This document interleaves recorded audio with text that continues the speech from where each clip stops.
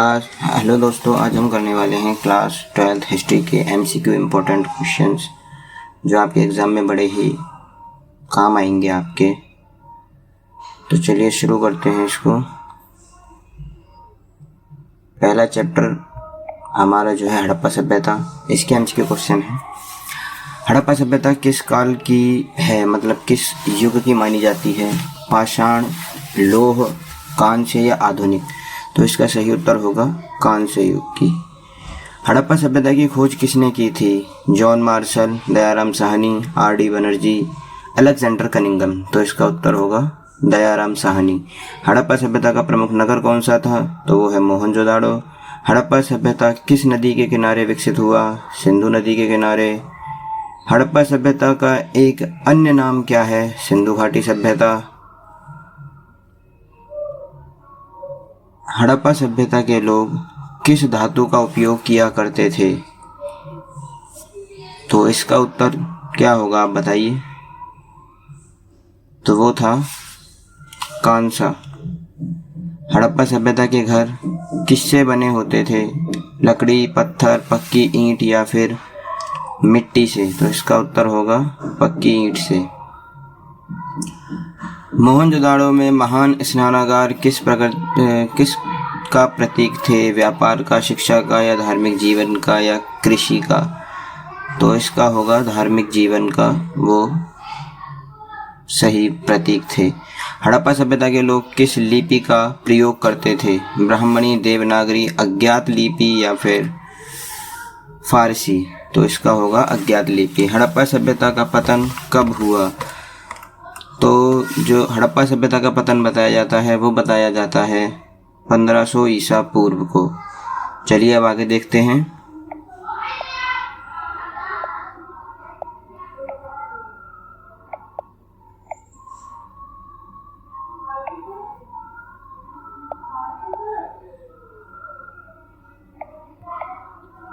तो नेक्स्ट है, हड़प्पा सभ्यता के लोग मुख्य रूप से क्या करते थे? शिकार, उद्योग, खेती या फिर व्यापार?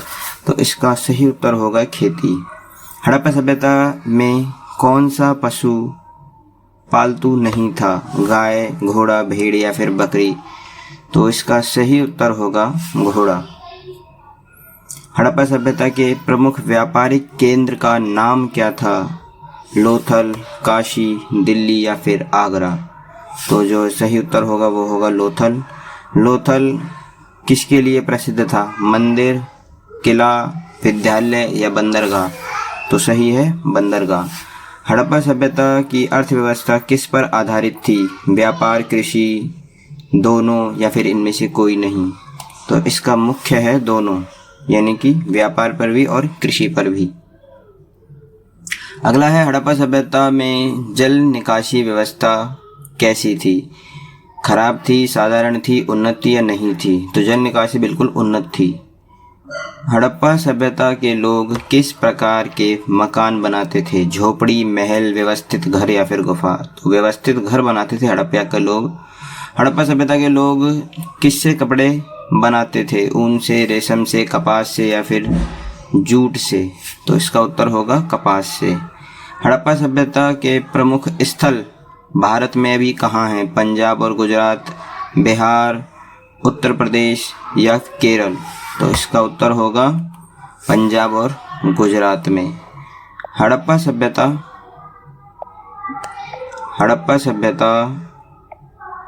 के पतन का क्या कारण माना जाता है? भूकंप, बाढ़, जलवायु परिवर्तन या सभी? तो इन सभी को ही हड़प्पा सभ्यता का पतन का कारण माना जाता है।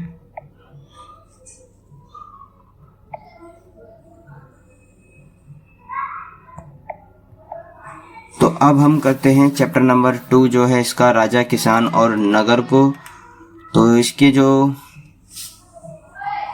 एमसीक्यू क्वेश्चन है ये आपके सामने हैं अभी। महाजनपदों का काल कब माना जाता है? 1500 ईसा पूर्व, 600 ईसा पूर्व, 1000 ईसा पूर्व या फिर 1300 ईसा पूर्व? तो ये है 600 ईसा पूर्व को महाजनपदों का काल माना जाता है। कुल कितने महाजनपद थे? तो 10, 12, 16 या फिर 18, तो सही है 16 महाजनपद थे। मगध महाजनपद की राजधानी क्या थी? वैशाली, तक्षशिला, पाटलिपुत्र या फिर उज्जैन। तो इसका सही उत्तर होगा पाटलिपुत्र जो है इसकी राजधानी थी। नंद वंश का संस्थापक कौन था? चंद्रगुप्त मौर्य, महापद्म नंद, अशोक या फिर बिंबिसार। तो इसका उत्तर होगा महापद्म नंद।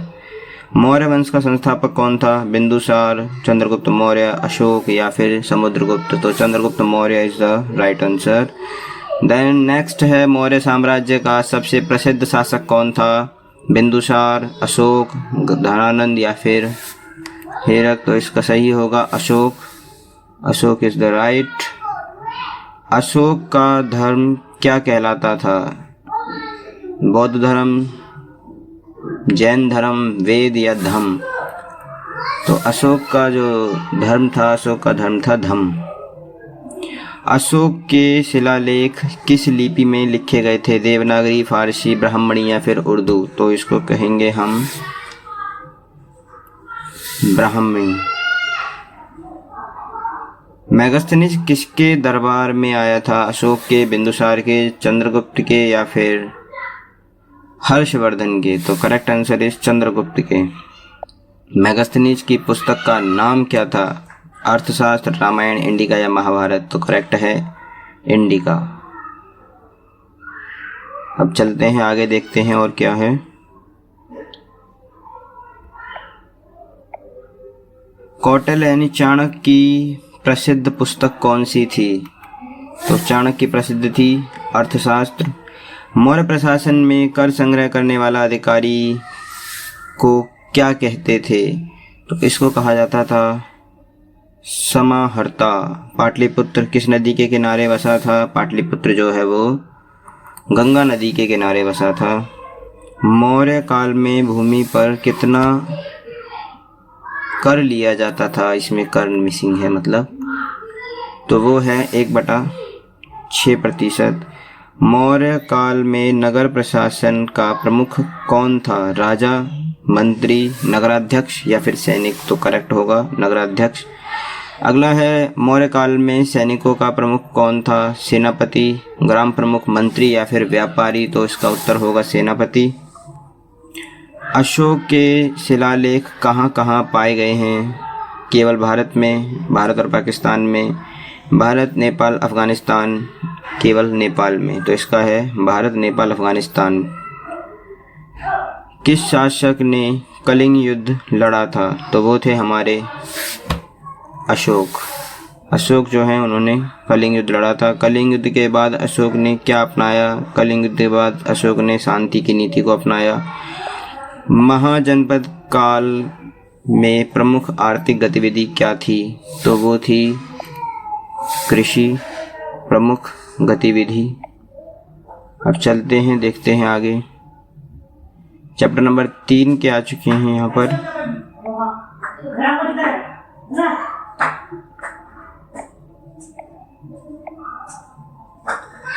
महाभारत किस प्रकार का एक ग्रंथ है? महाभारत धार्मिक है, महाकाव्य है, ऐतिहासिक है या फिर नाटक है? तो ये महाकाव्य ग्रंथ है महाभारत। महाभारत की रचना किसने की थी? महाभारत की रचना व्यास यानी कि वेद व्यास जी ने की थी। महाभारत के मुख्य युद्ध किन के बीच में हुआ था? कौरव, पांडव, नंद मौर्य। तो ये कौरव और पांडवों के बीच में हुआ था।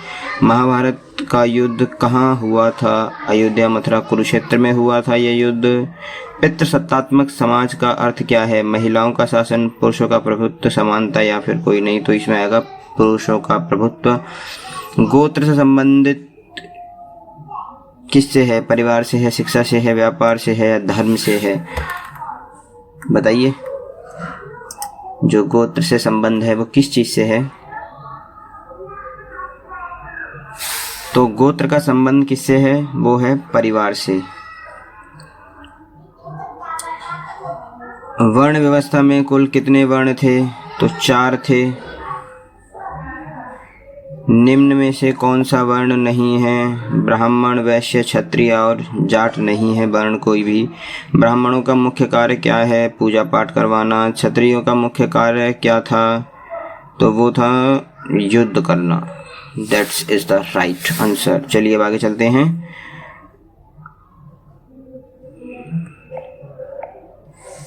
वैश्य वर्ग का मुख्य कार्य क्या था? तो वैश्य वर्ग का मुख्य कार्य था व्यापार। शूद्रों का कार्य क्या था? तो वो था सेवा। That's is the right. Mahabharata में द्रौपदी किसकी पत्नी थी? तो वो थी पांचों पांडवों की। महाभारत में कर्ण किसका पुत्र था? वो था कुंती का। जाति व्यवस्था किस पर आधारित थी? वो जन्म पर आधारित थी। महाभारत में सबसे बड़ा पांडव कौन था? वो युधिष्ठिर था। भीष्म पितामह का असली नाम क्या था? तो वो देवव्रत था। महाभारत में गुरु द्रोणाचार्य किसके गुरु थे? कौरवों और पांडवों के, दोनों के, या फिर किसी के भी नहीं? तो बताइए। द्रोणाचार्य दोनों के गुरु थे। महाभारत में एकलव्य किससे संबंधित है? युद्ध से, व्यापार से, शिक्षा से या फिर धर्म से? तो एकलव्य शिक्षा से संबंधित है। वर्ग का अर्थ क्या है? जाति, धर्म, आर्थिक स्थिति या फिर भाषा? तो वर्ग का है सही से आर्थिक स्थिति। चलिए अब अगले पे चलते हैं। चैप्टर नंबर 4 हमारी ये बुक जो है कंप्लीट हो जाएगी। फिर इसके बाद नेक्स्ट बुक जो है नेक्स्ट वीडियो में आएगी। तो इसमें पहला है बौद्ध धर्म के संस्थापक कौन थे? तो बौद्ध धर्म के संस्थापक थे हमारे गौतम बुद्ध जी। और जैन धर्म के 24वें तीर्थंकर कौन थे? तो वो थे हमारे महावीर जैन। गौतम बुद्ध का जन्म कहाँ हुआ था? तो गौतम बुद्ध जी का जन्म हुआ था लुम्बिनी में। बुद्ध को ज्ञान कहाँ प्राप्त हुआ? बुद्ध को ज्ञान प्राप्त हुआ था बोध गया में। बुद्ध का पहला उपदेश कहाँ हुआ था? बोध गया, सारनाथ, कुशीनगर या फिर राजगृह? तो इसका उत्तर है सारनाथ में। बुद्ध का महापरिनिर्वाण कहाँ हुआ? लुम्बिनी, कुशीनगर, बोध गया या फिर पाटलिपुत्र? तो इसका सही उत्तर है कुशीनगर में हुआ था उनका महापरिनिर्वाण। जैन धर्म का प्रमुख सिद्धांत क्या है? अहिंसा, व्यापार, युद्ध या फिर शिक्षा? तो वो है अहिंसा। बौद्ध धर्म का पवित्र ग्रंथ क्या है? तो वो है त्रिपिटक यानी कि 20 द राइट। बौद्ध धर्म में अष्टांगिक मार्ग किससे संबंधित है? तो वो है मुक्ति से। स्तूप किससे संबंधित हैं? बौद्ध के अवशेष, मंदिर, शिक्षा या फिर व्यापार? तो वो हैं बुद्ध के अवशेष। चलिए आगे देखते हैं अब। सांची का स्तूप किसने बनवाया था? चंद्रगुप्त, हर्ष, अशोक या फिर समुद्रगुप्त? तो वो थे अशोक जिन्होंने सांची का स्तूप बनवाया। चैत्य क्या है? घर है, बाजार है, पूजा स्थल है या फिर विद्यालय है? तो ये पूजा स्थल है। विहार का उपयोग किस लिए होता था? व्यापार के लिए, रहने के लिए, युद्ध के लिए? तो वह है रहने के लिए। बौद्ध धर्म का प्रचार किस भाषा में हुआ? संस्कृत, फारसी, पाली या फिर उर्दू? तो इसका उत्तर होगा पाली में। महावीर का जन्म कहाँ हुआ था? लुम्बिनी, वैशाली, पाटलिपुत्र या फिर राजगृह? तो इसका उत्तर होगा वैशाली में। अगला है बौद्ध धर्म के अनुयायी क्या, मतलब बौद्ध धर्म के अनुयायी क्या कहलाते हैं? जैन, वैष्णव, बौद्ध, शैव? तो वो कहलाते हैं बौद्ध। जैन धर्म के तीर्थंकर का अर्थ क्या है? राजा, मार्गदर्शक, गुरु या फिर व्यापारी? तो दैट्स इज द मार्गदर्शक। बौद्ध धर्म का संघ क्या है? तो वो है समुदाय। बौद्ध धर्म का प्रमुख उद्देश्य क्या है? तो वो है मोक्ष प्राप्त करना यानी कि ऑप्शन बी। जैन धर्म में आत्मा की मुक्ति के लिए क्या आवश्यक है? तो वो है तपस्या।